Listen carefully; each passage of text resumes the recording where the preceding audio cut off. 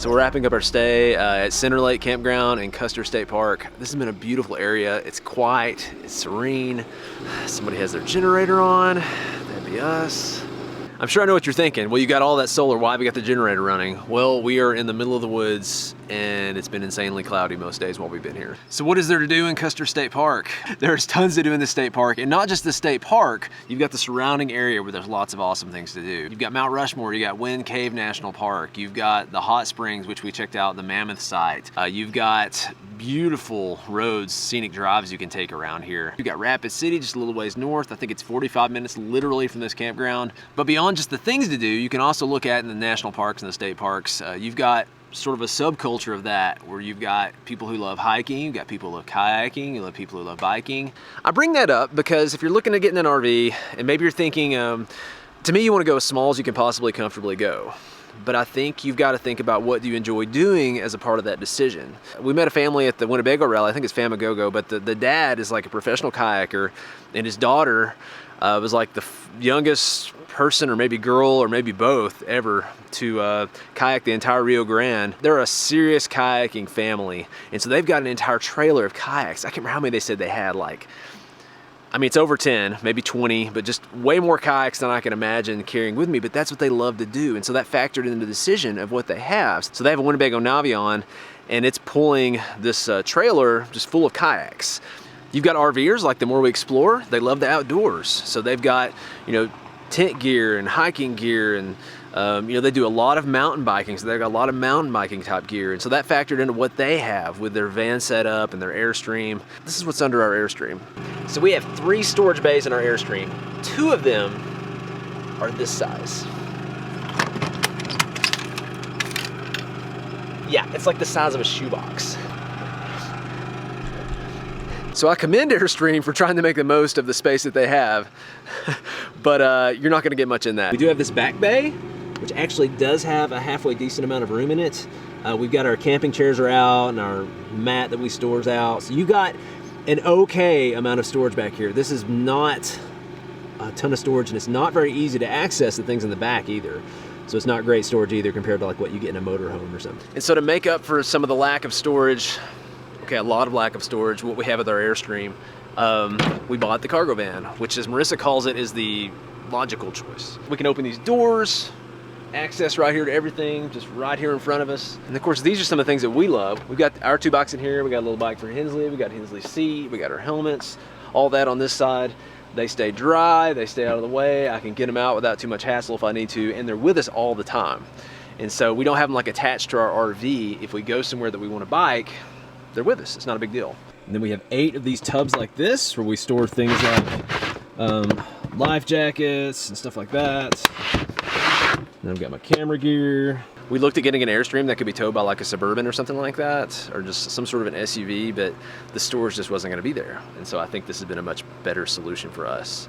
But I mean, we love our Airstream, and we knew it didn't have much storage, which is why we got the van.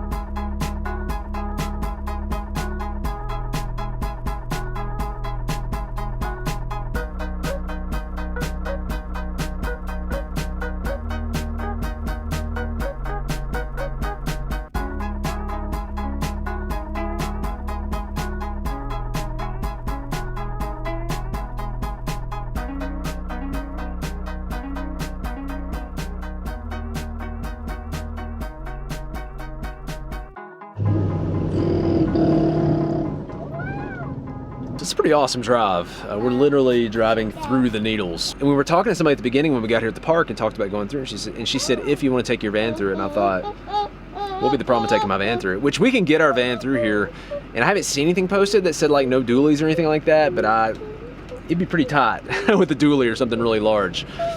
Because some of these curves, I'm like leaning around and kind of checking to make sure nothing's coming. And yeah, this is awesome. I did not expect to like literally be going through the needles. That's what's so cool. And then you get views like this.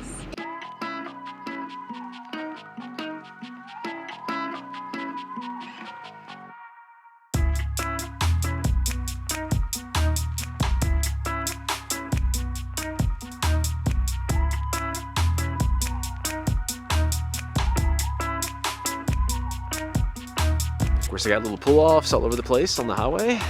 Pretty cool. So this is what they're talking about when they talk about needles. And you are right in the middle of it.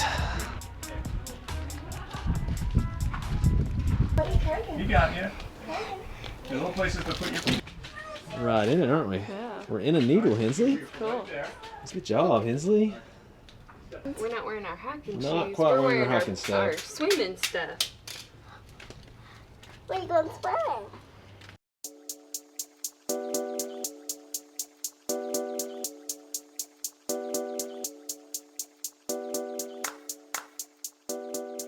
I dropped Marissa and Hensley off, but I had to park pretty far away to get over here. I'm really hoping you didn't forget anything. Yeah, and I tried to text you as it went through. What'd you forget? There's no service here now. Sunscreen. Okay, see you in 20 minutes.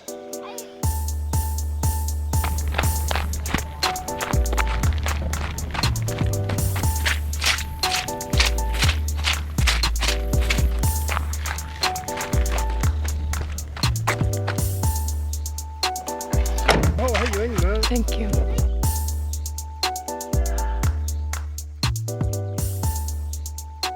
This place is beautiful.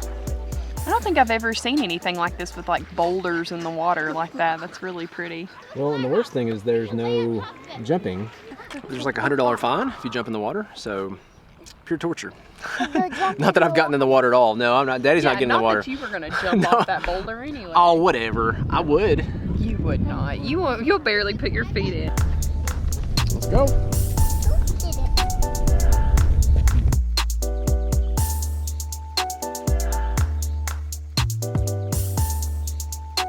Look at that view, Hensley. That's pretty view, isn't it? So another alternative too, if you've got like a small RV or something that doesn't have a lot of outside storage, is you can rent stuff. We rented a Jeep and some other stuff before, so it is an option at least. They do have kayak rentals here.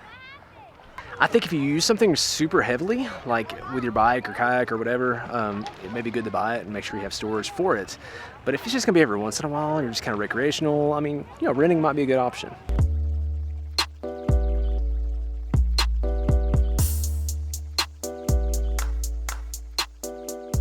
You ready to get some ice cream? Spiders want some. Spider wants ice cream? What kind of ice cream does he want? Pink. So we're not gonna lie, we've been here before. we came the other day and had no clue. This place apparently is pretty awesome. Like, you know, when you look at reviews and everything else has 1 or 2 reviews, and this one had like 300 and something, and it was like 4 point whatever on the reviews. It was great. Well, we wanted to show it to you guys, so I mean, we needed to come back. Right? We're doing this to show it to them? Taking one for the team. Yep. Taking one for the team.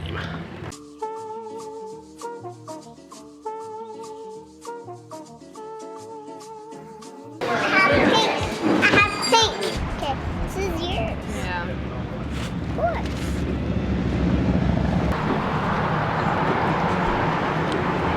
This is like a like a mixed berry. It's bumbleberry. Bumbleberry. So awesome.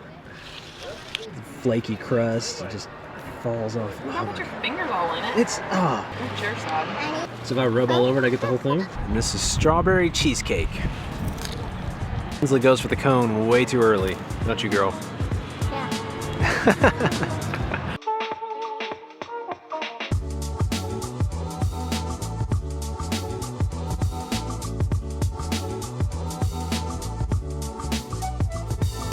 Come on, Hensley, let's go say goodbye to the pig. We're gonna go. All right, see you later, pig.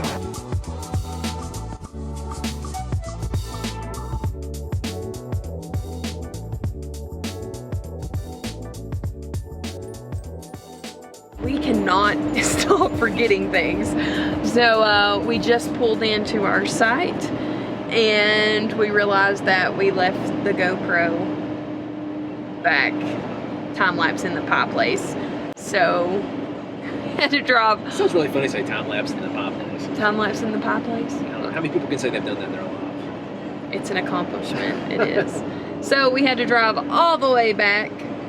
I actually thought about getting a second piece of pie because we were driving back, but I withstood temptation. Luckily, the GoPro is safe, and now we're heading back to the Airstream. It has just been a rough day remembering things.